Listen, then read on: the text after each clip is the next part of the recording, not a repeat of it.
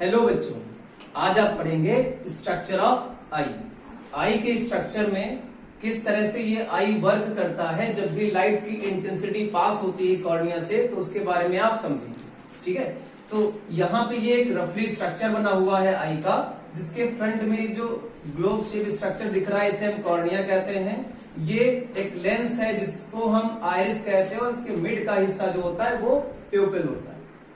ये जो होता है इसे हम रेटिना कहते हैं और यहाँ पे ये एक स्पॉट दिख रहा है जिसे हम कहते हैं ब्लाइंड स्पॉट। जब भी लाइट की इंटेंसिटी पास होती है कॉर्निया से, क्योंकि ये कॉर्निया से लाइट पास होकर इस प्यूपिल से पास होकर सीधे सीधे रेटिना पर फॉल करती है, जहां पर इमेज का फॉर्मेशन होता है। अब है क्या कि ये जो प्यूपिल होती है, इस प्यूपिल का साइज डार्क और लाइट में छोटा बड़ा हो जाता है, क्योंकि जब लाइट ज्यादा होती है तो ये प्यूपिल का साइज जो होता है वो छोटा हो जाता है, और जैसे डार्क होता है प्यूपिल का साइज बड़ा हो जाएगा। क्योंकि अगर ये लाइट में प्यूपिल का साइज छोटा नहीं होगा तो लाइट की इंटेंसिटी जो है, लाइट ज्यादा अमाउंट में पास करेगी इस कॉर्निया से और ये डैमेज कर सकती है। इसलिए लाइट के आने पर या ज्यादा लाइट होने पर अपने आप से प्यूपिल का साइज छोटा हो जाता है, और जैसे डार्क में पहुंचते हैं प्यूपिल का साइज बड़ा होने लगता है।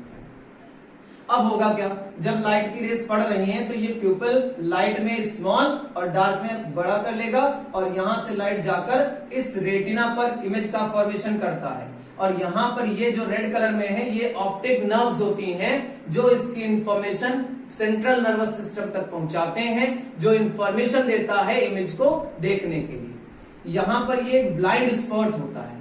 ब्लाइंड स्पॉट का यहाँ पर काम क्या होता है कि जब लाइट रे मान लीजिए अगर रेटिना पर पड़ रहे हैं तब तो हमें इमेज बनेगी और हमें दिखाई पड़ेंगी चीजें, लेकिन अगर लाइट की रे जो है वो ब्लाइंड स्पॉट पर पड़ गई तो ब्लाइंड स्पॉट के आसपास रॉड सेल्स और कोन सेल्स अवेलेबल नहीं होती हैं, जिनकी वजह से हमें धुंधलापन दिखाई पड़ेगा और इमेज का फॉर्मेशन नहीं होता है। अब यहाँ पर ये जो सेंटर में ये लिक्विड भरा हुआ है, इस लिक्विड को कहते हैं हम विट्रस ह्यूमर। ये क्या करता है, ये आई के अंदर प्रोटेक्शन देता है। जैसे ये जो आइरिस होता है और ये ऑप्टिक नर्व्स, इनके बीच में ये लिक्विड भरा होता है जो इनको प्रोटेक्शन देने में हेल्प करता है।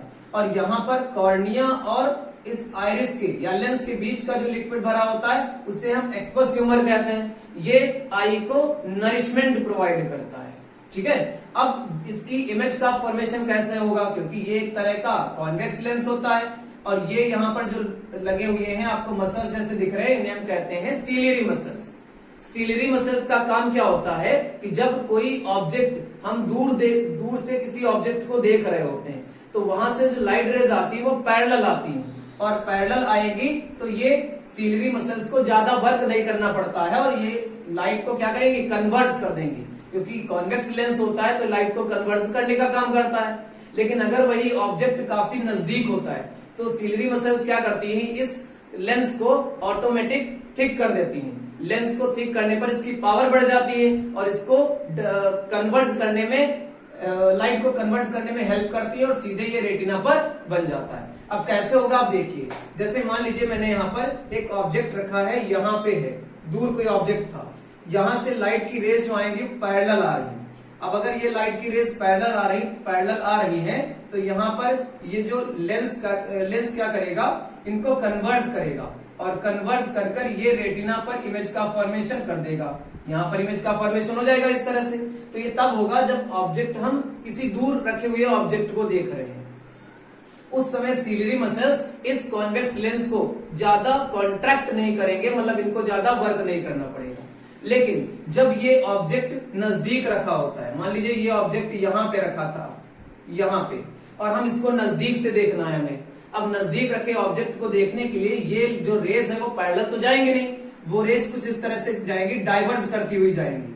अब अगर रेज डाइवर्स करती हुई जा रही है तो ये सीलियरी मसल्स इस लेंस को क्या करेंगे, कॉन्ट्रैक्ट कर देंगे, थिक कर देंगे, और थिक करने की वजह से इसकी पावर बढ़ेगी तो इसको ये इजीली क्या कर पाएगा, कन्वर्स कर पाएगा और फिर से इमेज को रेटिना पर ही बनाने में हेल्प मिल पाएगी। तो सीलियरी मसल्स का काम होता है इस लेंस को थिक करना और थिन करना। अगर ये ऑब्जेक्ट नजदीक ऑब्जेक्ट को देख रहे हैं तो सिलियरी मसल्स लेंस को मोटा कर देंगे, और अगर ऑब्जेक्ट दूर रखा हुआ है तो यही सिलियरी मसल्स रिलैक्स रहेंगी और ऑब्जेक्ट को आसानी से पैरेलल लाइंस आएंगी, आसानी से ऑब्जेक्ट से आने वाली रेज को कन्वर्ज करके रेटिना पर इमेज का फॉर्मेशन कर देंगी।